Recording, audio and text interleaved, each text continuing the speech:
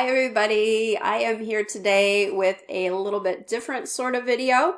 I am going to be talking about the poem, The Love Song of J. Alfred Prufrock, which is a poem that I read for the first and now not last time, but I thought it was the last time when I was in high school because I never wanted to read this poem again. I did not like it.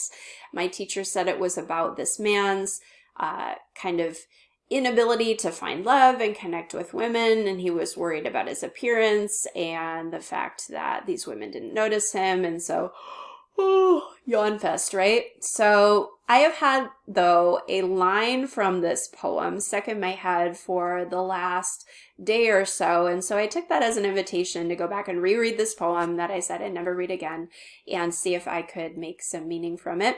And that line that has been stuck in my head, it's often quoted out of context, but it is, do I dare disturb the universe, which is a super important question. But when I went back to the poem that came from, I discovered that there is more to Prufrock than meets the eye, and I discovered that this poem is a little bit dark. So I decided to make a video to share some thoughts about it with you.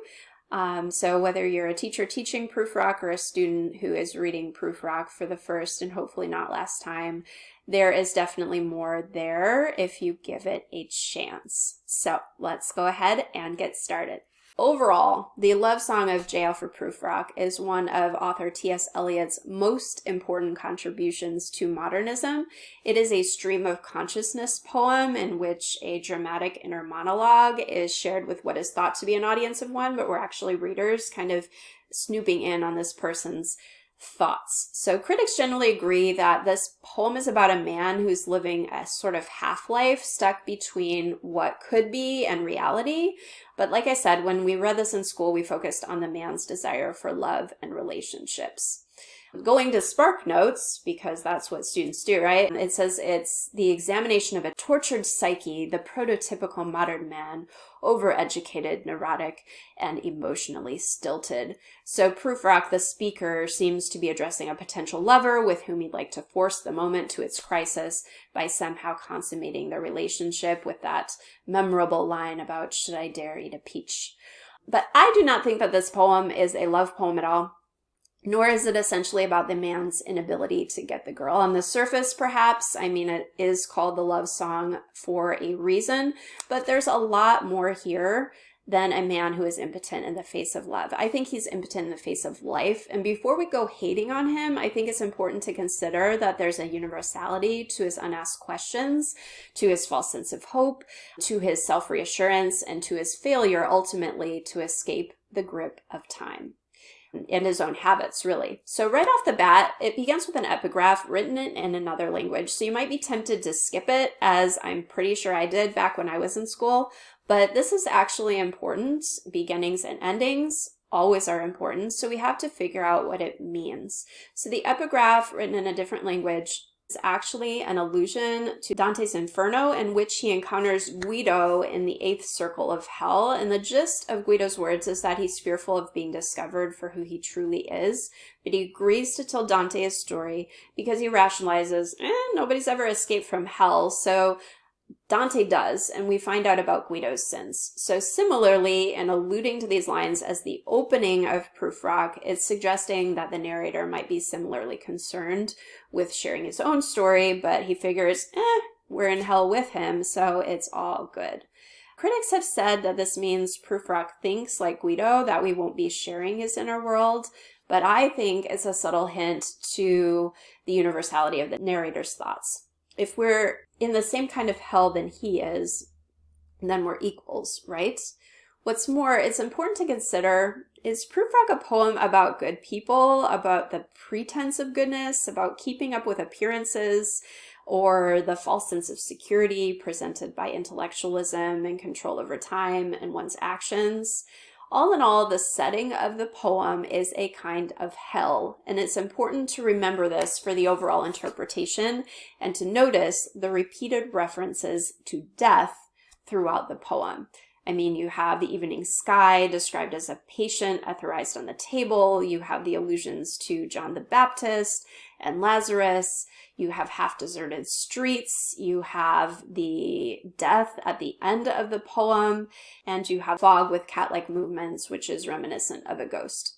Moving on, there is the mention of you and I in the poem. This can be understood to be two competing parts of Prufrock's psyche, or as the character and the author together. The other conversation throughout the poem is the women coming and going and talking of Michelangelo.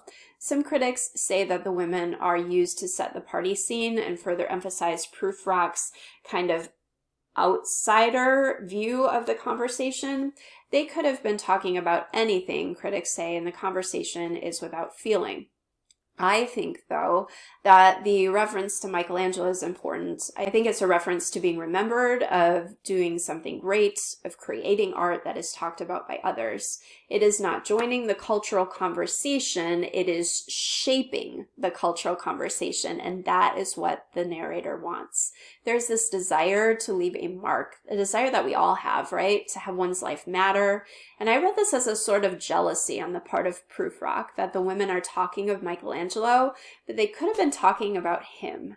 Yet he stands there, dead to them, time passing, and ultimately disconnected. Another part that stands out to me is the part of the poem that contains repeated reassurance that there will be time. This is repeated 4 times directly and 4 times indirectly before stating that there is time. This is where the question, do I dare, and do I dare comes in. Do I dare disturb the universe? Those lines that have been stuck in my head. In a minute, there's time for decisions and revisions, which a minute will reverse. So in the next stanza, the same line begins, but is interrupted by the narrator's own perception of self versus what he thinks others see and say. And there's again the reference to time, but in this case, it's less of an overall reassurance and more of a commentary about how 1 minute, 1 action can change everything. Or can it? Does time here have the ultimate say in what's truly remembered or memorable? Can we as humans even hope to disturb the universe? It's an absurd thought, and although some read the poem's message here as a commentary on the waste of time, that Prufrock is ultimately deciding in one moment to act and then talking himself out of it in the next minute, I wonder if it's a commentary on how easy it is to erase one's impact. Can man ever truly matter in the face of time? The poem says, "For I've known them all already, known them all. Have known the evenings, mornings, afternoons. I have measured out my life with coffee spoons." In this stanza, Prufrock is suggesting that he lives in a very calculated way. He thinks that he knows the sum of his actions or inactions, and he's been very careful to fit his life into a small amount of space. He operates in a small comfort zone, and the author emphasizes the work of measuring life versus living life. The poem goes on to say, "Though I have seen my head, grown slightly bald, brought in upon a platter, I am no prophet, and here's no great matter. I have seen the moment of my greatness flicker, and I have seen the eternal footman hold my coat and snicker. And in short, I was afraid." Prufrock acknowledges that he is no prophet like John the Baptist, which is a biblical allusion. He cannot know the future or have an eternal sense of security, even though he presumes to. So the coffee spoon life is man's feeble attempt to control his fate or his destiny. He questions, how should I presume? 3 times at the end of 3 consecutive stanzas, and then how do I begin? In the presumption, I think that there is implied the sense of smallness, the lack of worth, the power of the other versus one's own confidence and know-how. And then even if one has the audacity to disturb the universe, to put down the coffee spoon, to stop measuring one's moments by should-dos and rules and a sense of one's place and worrying about what others think, there is then the question of how one even starts to disturb the universe. Moving on, the narrator continues to wrestle with himself and with the desire to be more, to take control of his own fate. He muses, would it have been worthwhile to have bitten off the matter with a smile? to have squeezed the universe into a ball and then roll it towards some overwhelming question. To say, I am Lazarus, come back from the dead. There seems to be a reference here to courtship and of the narrator's kind of impotence when it comes to love, but then I think that you and I are two parts of the narrator's self. He imagines coming back from the dead, another biblical allusion, to take action. And remember, this poem is set in a figurative sort of hell. So this is the action to maybe get out of hell. One more thing to consider is the ending of the poem, which some see as a reference to another poem by John Donne. There's also the connection to sirens and the Sirens' Song, and people generally interpret this as another way to see Prufrock's inability to attract love. The mermaids aren't singing to him, but he can hear their song. Consider, though, that mermaids are also said to represent rebirth and renewal in addition to femininity.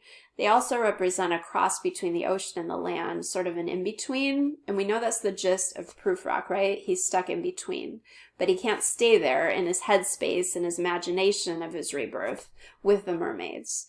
The poem ends on a very realistic note, with Prufrock so entrenched in this fantasy world and his psyche that he cannot go back, nor can he stay. The human voices and the reality of life, they end up drowning him, which is another reference to death, by the way. So in the end, Prufrock is no Prince Hamlet. He is not the main character in his own story. His words, his thoughts are just internal dialogue. They are just inner talk. They are not even real talk. Does Prufrock ever even leave and join the party, real or imagined? I don't think so, because he lingers in the chambers of the sea that is then crushed by the voices of reality. He is crushed by reality. So how can we go through hell and return to the land of the living? How can we join the party, unlike Prufrock, and find our place in the world? By taking action, by expressing our true selves, our inner worlds. Critics say that this poem is about a man who's afraid to meet women, but it is so much more than that. It's about attending the party of life, about going after what we've decided is unattainable to us. It's about asking and answering the question, do I dare? With a confident yes. To stop believing that we have no right to take more of life than we ought, just a coffee spoon and no more. So I see Prufrock's love poem as a challenge to readers. Will you love your life, or will you live in hell? What do you need to do to disturb the universe? Maybe it is facing a deep fear. Maybe it is letting go, really letting go and forgiving someone, and then moving on and truly living your life to the fullest.